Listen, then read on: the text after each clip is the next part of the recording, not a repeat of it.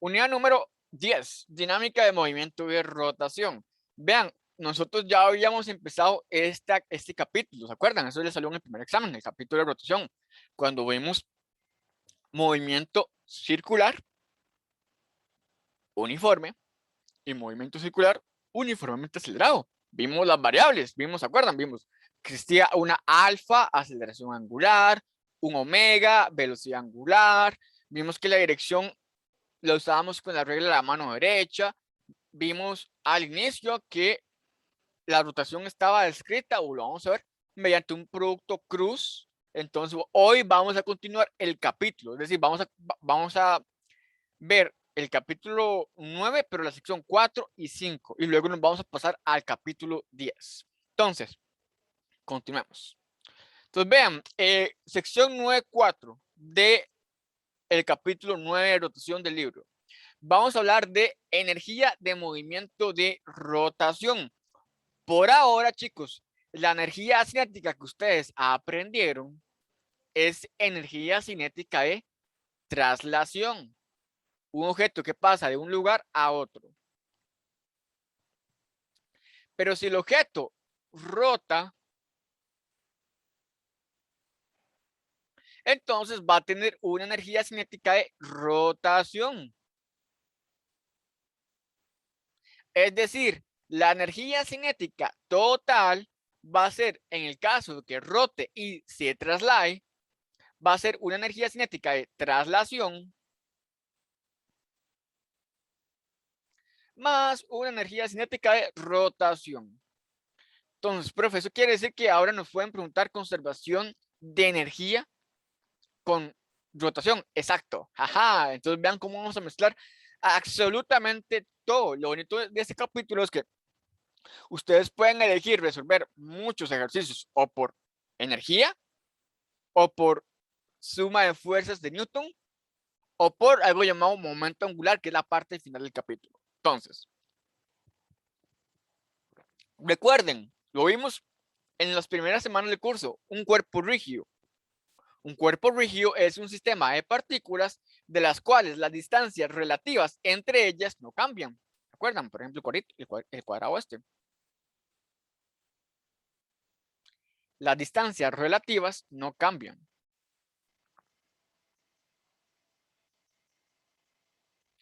Por tanto, una masa en movimiento que rota va a tener una energía cinética. Ahora, ¿cómo luce esta energía cinética de rotación? Bueno, vamos a ver una nueva cantidad. Se llama momento de inercia. El momento de inercia no habla de momento lineal, no, sino habla del momento en un punto donde están todas las partículas moviéndose. Momento de inercia. Y la inercia, acuerden que la inercia es la tendencia de un cuerpo a seguir su estado de movimiento. Entonces, por supuesto, el momento de inercia te habla de qué tanto va a seguir la tendencia de rotación de un sistema de partículas. Entonces, vean, recuerden la fórmula que yo les dije que ustedes tenían que tatuarse, la tenían que amar, la tenían que escribir 1000 veces. La relación entre la velocidad lineal y la angular era la multiplicación de radio por omega. Si tenemos n partículas, pues entonces, velocidad de la partícula 1, v1, RI omega. Velocidad de la partícula 2, V2, R2 omega. Velocidad de la partícula 3, V3, R3 omega. Velocidad de la partícula 4, V4, R4 omega. Y así sucesivamente.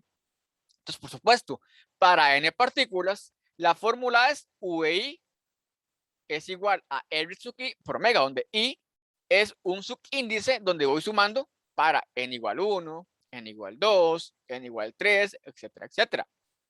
Ahora, la fórmula de energía cinética te dice esto, que la energía cinética es un medio de la masa por la velocidad al cuadrado. Si en lugar de velocidad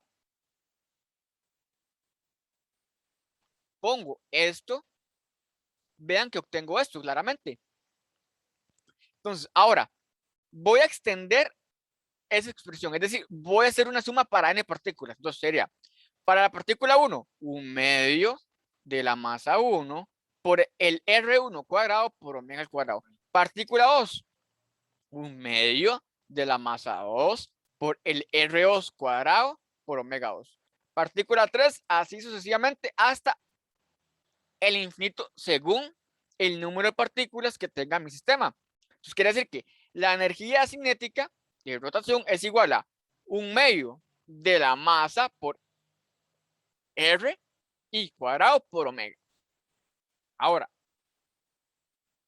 si yo saco a factor común el un medio y el omega cuadrado, vean lo que estoy obteniendo. Estoy obteniendo un medio de multiplicación de masa 1 por R1 cuadrado, masa 2 por R2 cuadrado, y así sucesivamente multiplicado por omega. Vean que es simplemente sacar a factor común el 1 medio y el omega.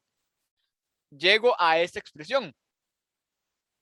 Entonces, la expresión que ustedes están viendo acá, lo voy a bautizar como una nueva variable. Se llama variable I. Yo te bautizo, te nombro momento de inercia.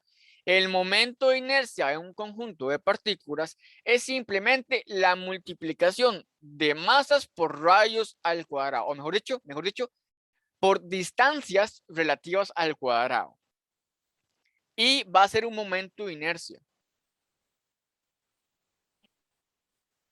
Y es simplemente la suma de masas por la distancia relativa al cuadrado. La unidad, bueno, es la unidad de masa por unidad de R cuadrado. R es una unidad de longitud. Una unidad de longitud al cuadrado tiene unidad de metro cuadrado. Y ustedes saben que en el sistema internacional la unidad de masa es el kilogramo. Por ende, la unidad del momento de inercia es kilogramo por metro cuadrado. Chicos, aquí hay algo fundamental. ¿Qué nos dice el momento de inercia? Bueno, para un cuerpo que está rotando, recuerden que el eje de rotación es un punto central con respecto al cual el cuerpo rota.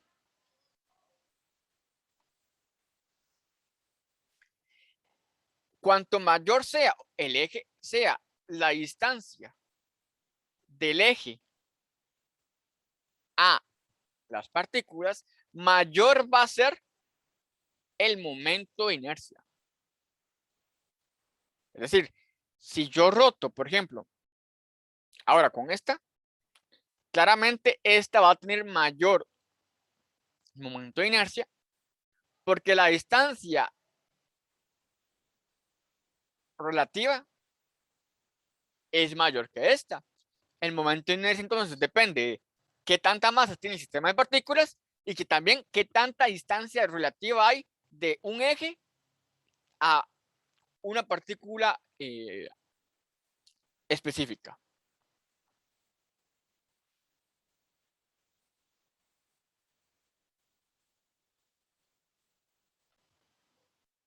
¿Qué es la energía cinética? Vean que la energía cinética sería entonces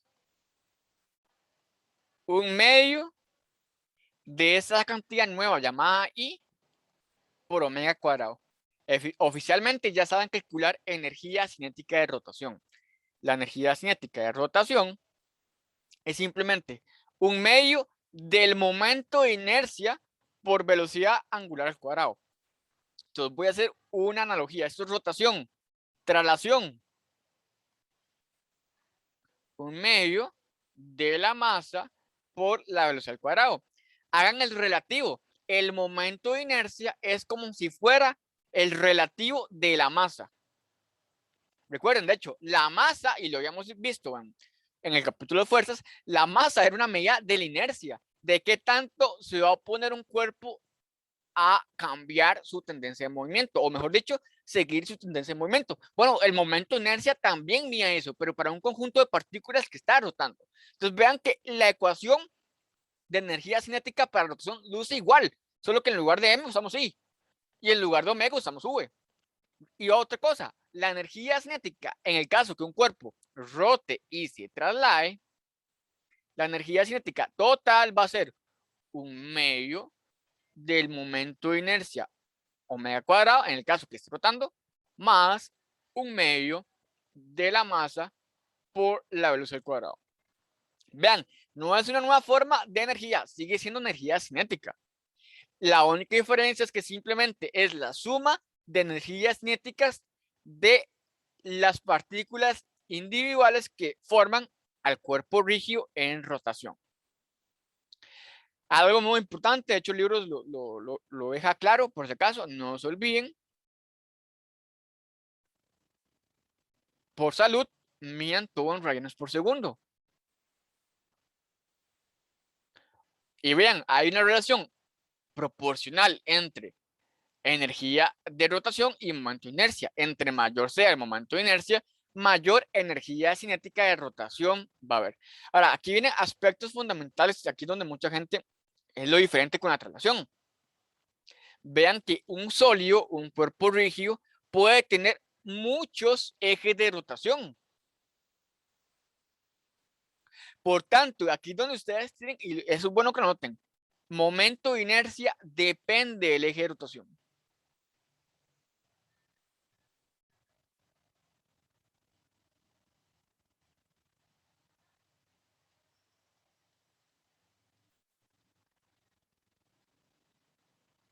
El momento de inercia depende del eje de rotación. Y recuerdo, esto es uno de mis traumas de física 1, mi primer curso que yo me quedé en la universidad, de hecho. Es una pregunta, un problema de dinámica, de hecho probablemente lo vamos a hacer aquí la otra semana, donde yo me había pegado la super estudiada y era un problema de dinámica. Y digo, obviamente en esta parte vamos a estar usando mucho los problemas de momentos de inercia. Vamos a estar usando mucho esta cantidad, momentos de inercia. Y yo hice el programa y salí súper confiado que me había ido súper bien el problema. Y cuando yo veo, tenía todo X, todo malo.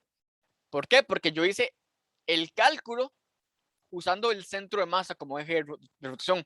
Y en el ejercicio me decían, y aquí es donde voy a poner de hecho una figura, vamos a ver. Por ejemplo, un disco. Un disco tiene un eje de rotación como este, ¿verdad? Si ustedes lo imaginan, aquí este puntito quiere decir que sale hacia ustedes. Entonces, este disco puede girar, por ejemplo, así.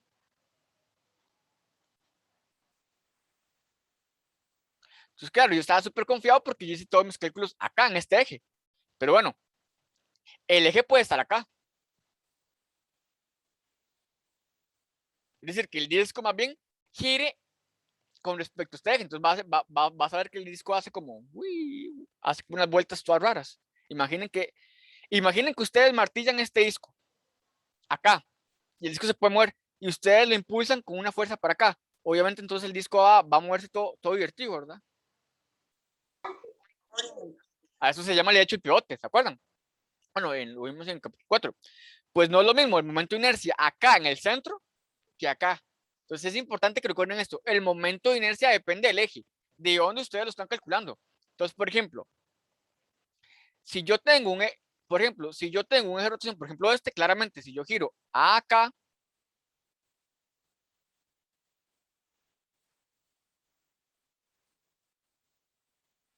esto, si yo con la mano le doy fuerza hacia allá, esto va a girar así, ¿verdad?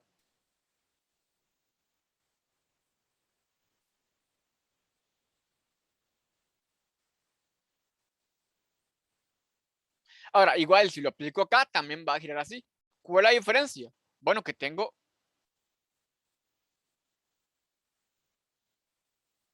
masas separadas.